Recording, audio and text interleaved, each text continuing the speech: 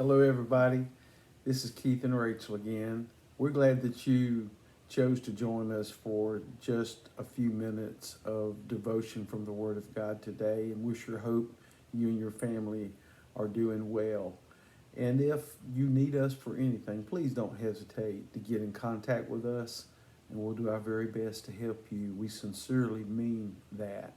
You know, if you're a parent, there are times in your life that you have to be the parent. You want to be your child's friend. You want to um, try and be as close to them as you possibly can, but you also have to know your role. Your role is the parent, their role is the child.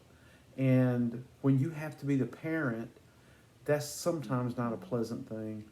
You know, uh, love at times is hard.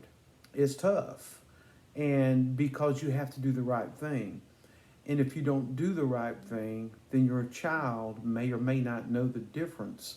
And you have to go to extreme measures in order for them to understand what's right, what's wrong, what's acceptable, what's unacceptable, what's just, and what's unjust. So, being a parent has its challenges. It is a rewarding calling, is what it is. And when God has called you to be a parent, there's a big difference between having children and being a parent. But a parent is a blessing that God has given us as children of God to raise up a family that is godly and holy and is learned in the ways of God. You know, I thought about Jesus when he hung on the cross for us. That was God's only son, his only son. Rachel and I have one son, and we love him dearly. But God had one son. The Bible calls him his only begotten son. And there was a time when he hung on the cross that God's love for him had to be tough. When he was dying and Jesus cried out on the cross, my God, why hast thou forsaken me? You know, sometimes maybe our children may feel the same way. Why are you allowing this? Why are you letting me go through this? But you'll find out that eventually it'll be for their good. Well, God had to watch his son die on a cross and suffer immense pain and torture so that you and I, he did it for us. We use the catchphrase at Christmas, Jesus is the reason for the season. Jesus is the reason for every season. He's the reason that we're able to call ourselves Christians and to know that when this life is over, we're going to heaven.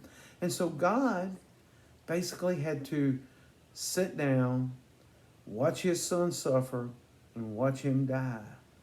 And he could have rescued him at any point.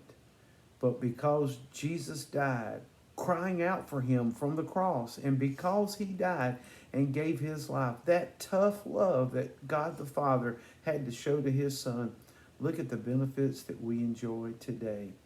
And Jesus today is seated right by his Father at the right hand. And when his children, that's you and me, are having problems and need something, you know what Jesus does? He looks over to his Father and he says, would you go help them? Would you send them what they need?